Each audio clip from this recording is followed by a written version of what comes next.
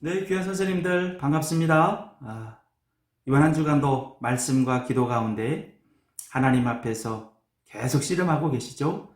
오늘 새벽도 우리 선생님들과 우리 아이들에게 하나님의 은총과 자비와 긍휼이 머물도록 하나님 앞에 간절하게 기도했습니다. 앞으로도 지속적으로 우리 선생님들에게 조금이라도 도움을 줄 수 있는 그런 목회자가 되도록 나름대로 노력을 해보겠습니다.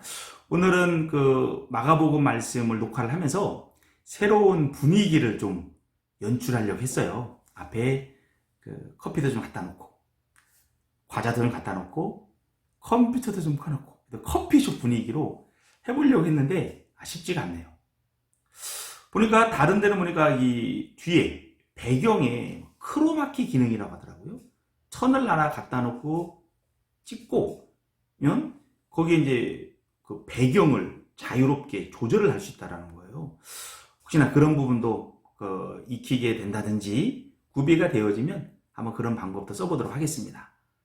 부족하지만 제 나름대로 하여튼 우리 선생님들과 우리 아이들에게 신앙적으로 조금이라도 더 유익을 주기 위해서 용을 써보겠습니다. 하여튼 부족해도 우리 선생님들 저를 용납해 주시면서 함께 우리 신앙의 여정의 도반으로 함께 서기를 간절히 소망합니다. 오늘 말씀은 마가복음 10장 13절에서 16절 말씀이에요. 이 부분은 우리가 지난주 그 전주 했었던 내용과 연결이 되어지는 거죠. 한 세트가 되는 거예요. 9장 33절에서 50절 그리고 10장 1절에서 12절 오늘 하는 13절에서 16절 한 세트로 되어져 있다는 거죠. 9장 33절에서 50절의 메시지가 오늘 13절 16절의 메시지와 한 세트가 되는 거예요. 그리고 가운데를 이루는 부분들이 바로 1절에서 12절까지 이혼에 대한 가르침적인 부분이었죠. 이런 부분을 우리가 샌드위치 기법이다 라고 했어요. 이 세 군데의 말씀이 한 세트처럼 그 맥락 안에서 해석을 할 때 예수님께서 우리에게 가르치고자 하는 그 부분을 우리가 얻을 수 있다고 하는 거죠.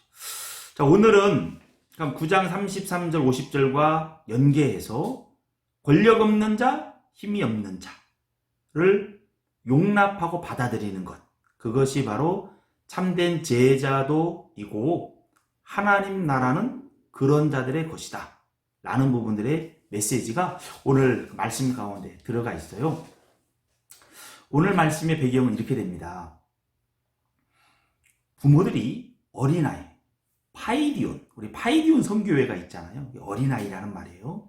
파이디온, 어린아이들을 데리고 예수님께 기도를 받기 위해서, 축복을 받기 위해서 데리고 오는 맥락이에요. 그런 부분 내리고 왔을 때 제자들은 그것에 대해서 용납하지 않고 그들을 꾸짖습니다. 마치 예수님께서 귀신을 꾸짖듯이 그 부모들을 꾸짖어요. 그것에 대해서 예수님은 노하게 되는 거죠. 그러면서 이런 어린아이들을 받아들여야 된다. 하나님의 나라는 이런 자들의 것이다 라고 하는 이야기를 해줍니다. 유대 사회에서 어린아이를 랍비, 스승들에게 데리고 가서 축복 기도를 받는 것은 전통이에요. 속죄일, 7월 10일이 우리가 속죄일이라고 하죠. 그때는 그 유대 사회에서 아주 축제와 같은 날입니다. 하나님이 죄를 씻어주는 그 날이거든요. 죄 씻음 받았다. 그렇게 된다면 굉장히 기쁨이 있는 거잖아요. 그런 전통 하에서 랍비들에 의해서 어린아이들이 축복을 받는 것, 유대사회에서 통용되는 부분들인데 그러한 유대사회의 분위기에도 맞지 않는 행동을 제자들이 하고 있다라고 하는 것. 왜 그들은 그런 행동을 했을까? 오늘 이제 그걸 보기를 원하는 거예요. 제자들이 이렇게 화를 낼 때는 의미가 있어요. 왜 화를 냈을까? 예수님이 이제 그걸 들추어 내거든요. 지금 제자들은 어떤 생각을 가지고 있습니까?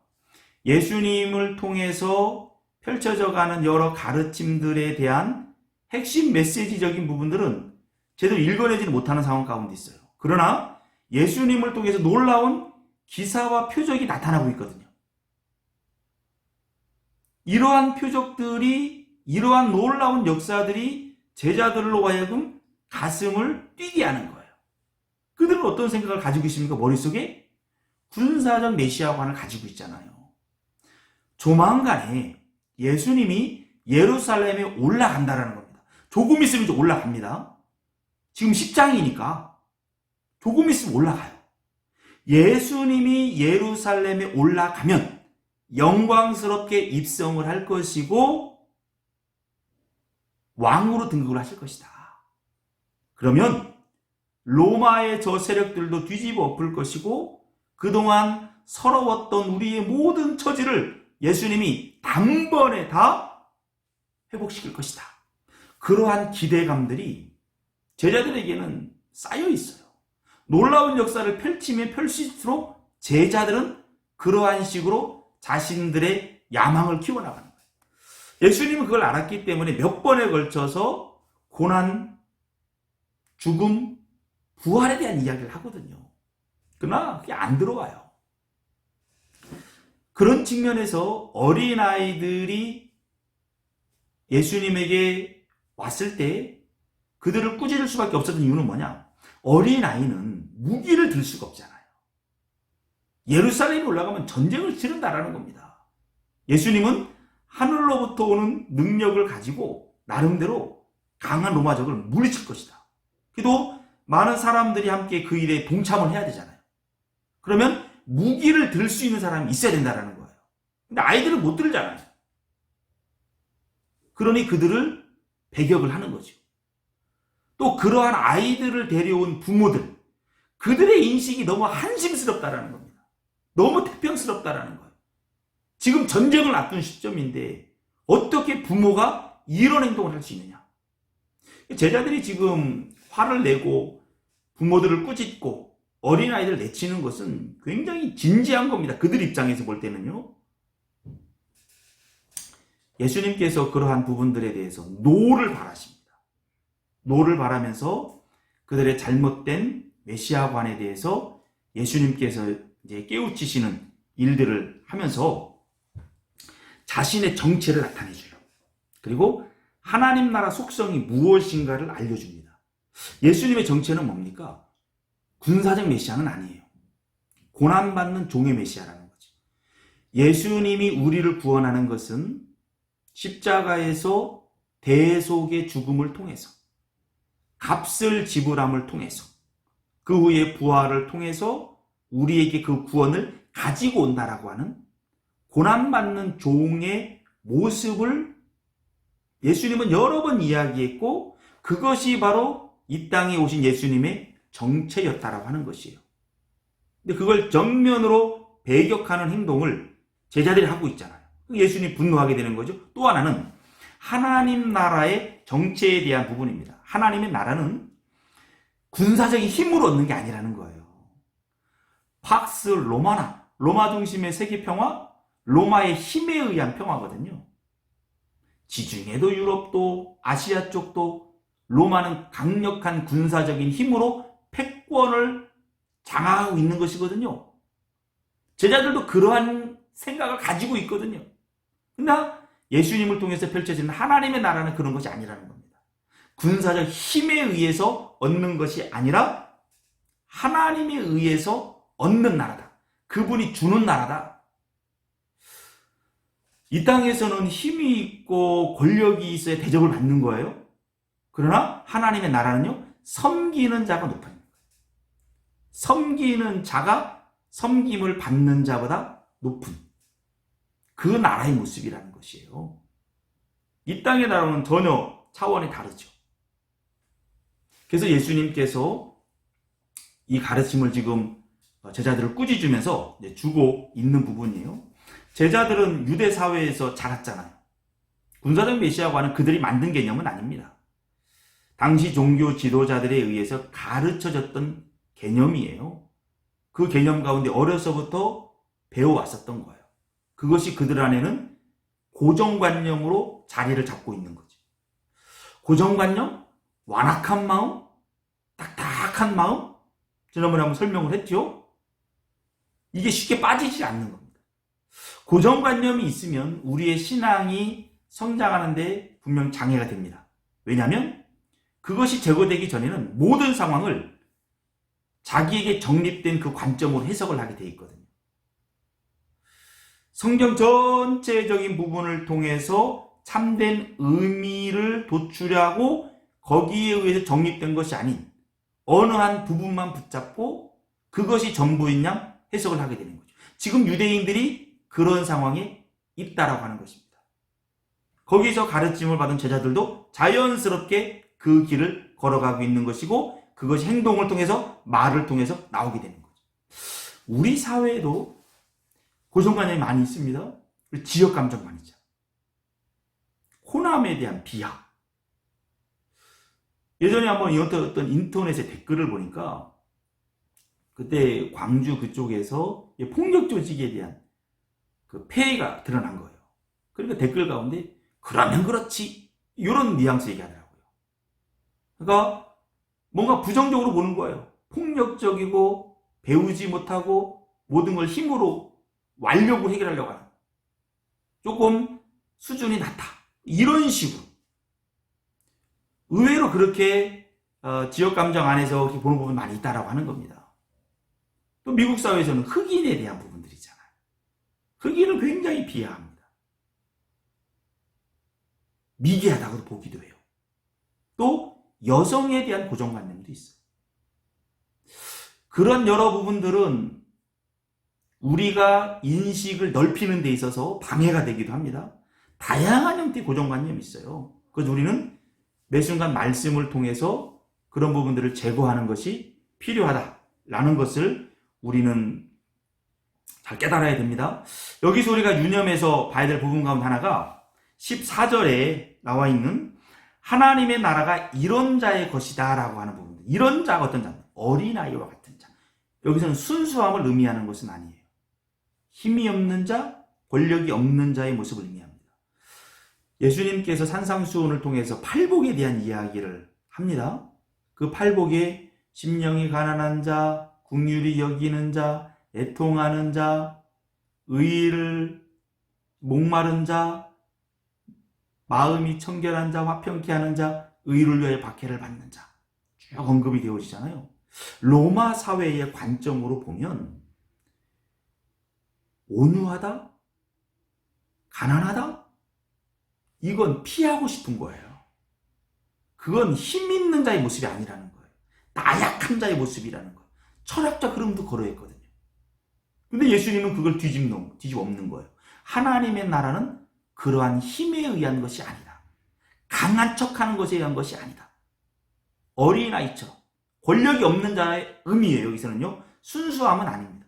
권력이 없는 자, 힘이 없는 자, 제자들이 막으면 더 이상 못 가요. 막히는 거예요. 그런 자. 하나님의 나라는 그런 자의 것이라는 것. 하나님 나라의 속성은 때로는 그런 부분이라는 겁니다. 그래서 과부나 가난한 자, 그들이 먼저 하나님의 나라를 받는 거예요. 베풀음을 받는 대상이잖아요. 그런 자세로 하나님의 나라를 또한 받들어야 된다. 그 부분들이 바로 이제 우리 15절에 나오는 부분이에요. 하나님의 나라를 받는다라고 표현하거든요. 데코마이라는 표현이에요. 줄 때 받는 거예요. 쟁취하는 게 아닌 거예요.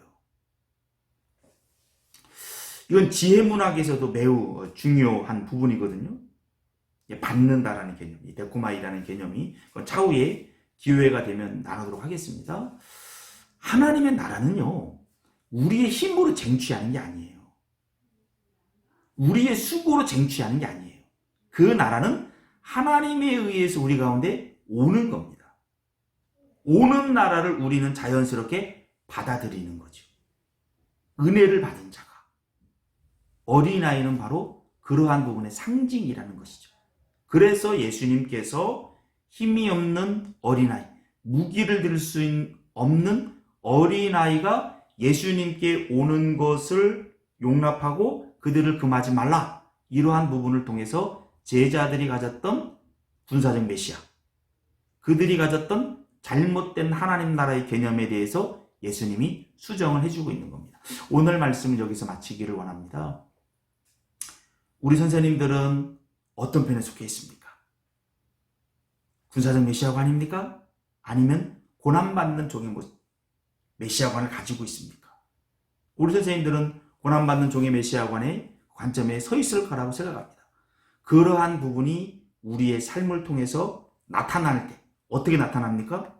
긍휼히 여기는 마음, 약자를 품어주는 마음, 힘이 없는 자를 용납해주는 마음. 그게 바로 예수님의 마음이고 하나님 나라 백성의 마음이라는 거예요. 우리가 팔복은요, 우리가 쟁취하는 게 아닙니다. 하나님이 우리 가운데 주신 부분을 받았을 때 그 마음을 받고 시작을 하는 거예요. 그것이 더 강화돼서 일생의 신앙의 여정을 걸어가는 동안 가난한 자의 마음으로 그분을 추구하고 애통하면서 나의 죄악을 끊어내면서 끝없이 하나님께 가까이 가는 거죠. 그렇게 훈련받은 사람이 길들여지고 온유한 자가 되는 거죠. 그런 사람은 목마른 사슴이 시냇물을 찾기에 더 하나님의 나라 속으로 갈구에 들어가는 거예요. 하나님의 나라는 과거, 현재, 미래의 개념으로 표현된다고 했죠. 끝없이 그 나라를 갈구하는 사람이 그 나라를 누리게 되는 겁니다. 그런 사람은 마음이 청결한 사람이죠. 늘 하나님을 담아내는 마음이에요. 그런 사람은 다른 사람과 함부로 싸우지 않습니다. 피스메이커, 평화를 추구해요. 더불어 함께 사는 부분을 추구합니다. 자기 잘난 체 하지 않아요. 품어주는 거예요. 평화가 오는 거지. 그렇게 하다가 의를 위하여 박해를 받아요? 외면하지 않습니다. 그냥 받아들이는 거예요. 우리가 잘못해서 어려움을 당하면 처벌이라고 하죠. 근데 의를 위하여 박해를 받는 것은 그런 부분은 아닙니다. 옳은 일을 했음에도 불구하고 오해를 받아서 어려움을 겪는 거예요. 그것은 하나님이 큰 은총과 자비로 보상해 준다는 겁니다. 그게 바로 하나님 나라 백성의 마음이라는 거예요. 그게 바로 오늘 말씀에 나오는 힘이 없는 어린아이의 마음인 겁니다. 우리 그러한 마음으로 예수님을 담아내면서 이 시대에 참된 제자, 하나님 나라 백성으로 서서 우리를 통해서 하나님의 복음의 평화가 온 천지에 넘쳐나는 복의 통로로 쓰여지기를 간절히 소망합니다.